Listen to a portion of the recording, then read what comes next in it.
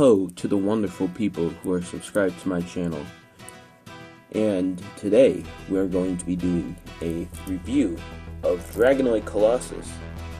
Now, it's no secret that my upload schedule is pretty much non-existent.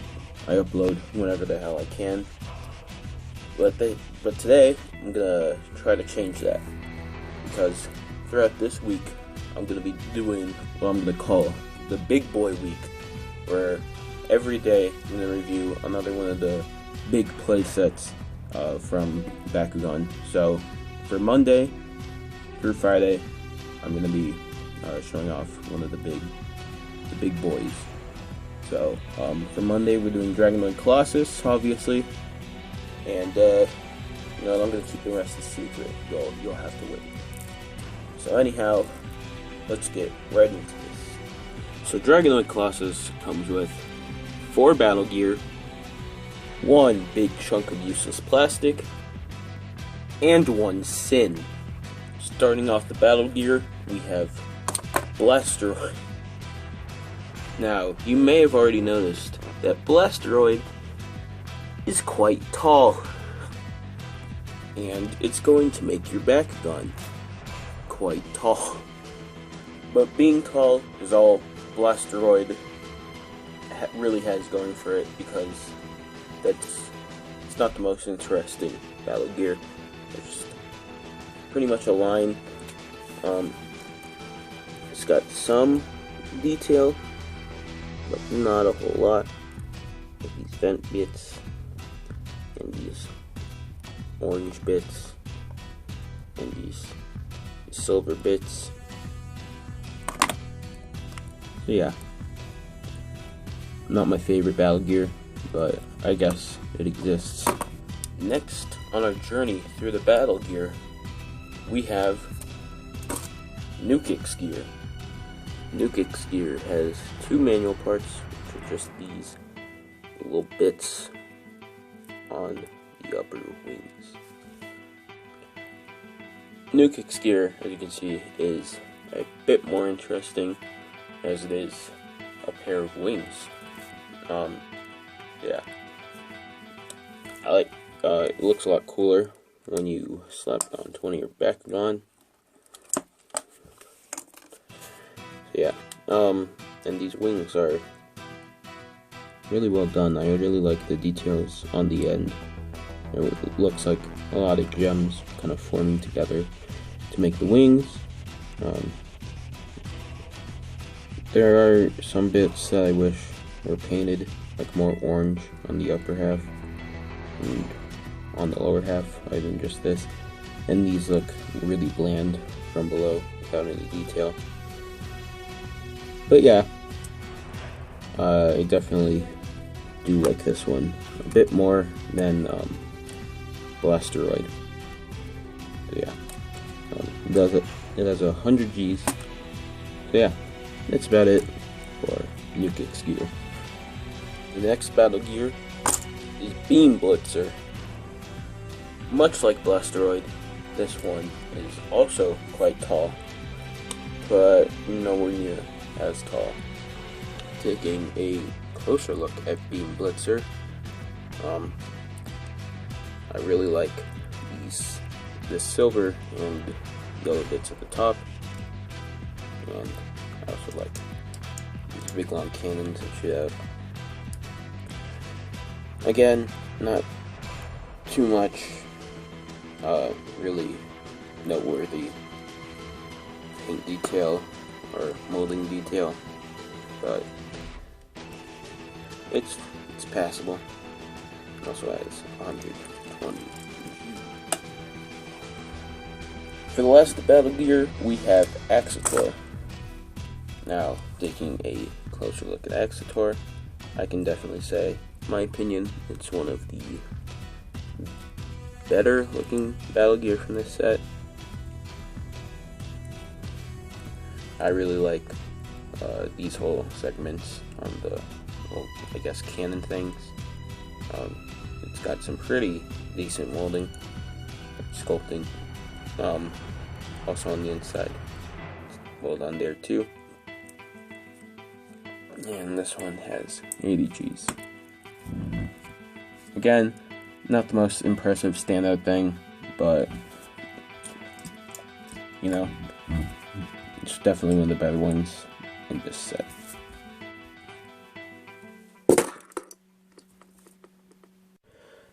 Next thing on our list is the mistake known as Batalix Dragonoid. For manual parts, this thing pretty much is a giant manual part. You gotta pull his head out, lift it up, open the horns, move these arms down, pull these out, pull his hands out. Do that on both sides. And he also has feet that don't like to come out, but are gonna come out because I said so. And, oh boy, there he is. Absolutely beautiful, if I do say so myself. Taking a closer look at Batalix Dragonoid, as much as I don't want to give it compliments, the line work for the paint is actually pretty good on this one. And that's about all I can really say for it. It's not very appealing. I guess the triple horn thing is unique, but it's kind of looks like something just slapped on. It doesn't even look like it's attached to him. His G power is 770, and he has the curse that haunts every Gundalian invaders bakugan, which is this ugly open space with the pegs for the battle gear. Overall, this is the worst bakugan in the entire game. It's ugly. It doesn't stay closed. This thing will open in a strong gust of wind. That's how little it stays closed. And it's just, it might as well just not have a magnet and you open it yourself because there's so many manual parts in this thing. Yeah. Really dropped the ball on this one, didn't you, Spin Master? Yeah. Not a big fan of Batalix Dragonoid, if you haven't been able to tell already. And now for the main attraction, Dragonoid Colossus. So to get your Dragonoid Colossus set up, you need to have your new kicks gear, your beam blitzer, and your blasteroid. Alright? So you snap blasteroid onto the back like that. New kicks goes on these two pegs right here, and beam blitzer goes on these two pegs right there. Just put that on there. Next, you need to get your Batalix Dragonoid, and you drop it into that hole right there. Alright, so here we go. So now that your Dragonoid Colossus has transformed, there are still a couple of things you need to do. First of all, you need to take the tail and rotate that around. And then you open up the horns, the front, and of course, to pull out the legs.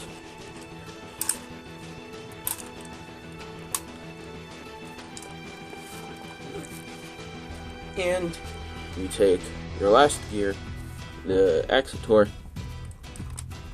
and you clip it right to the front. So if we look underneath the Dragonoid Colossus, we get a reminder that bakugan don't actually have genitalia, and we also get this epic ab detail.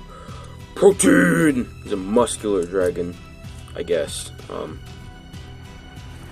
Moving to the front, to his head, which is actually done pretty well. You can move these horns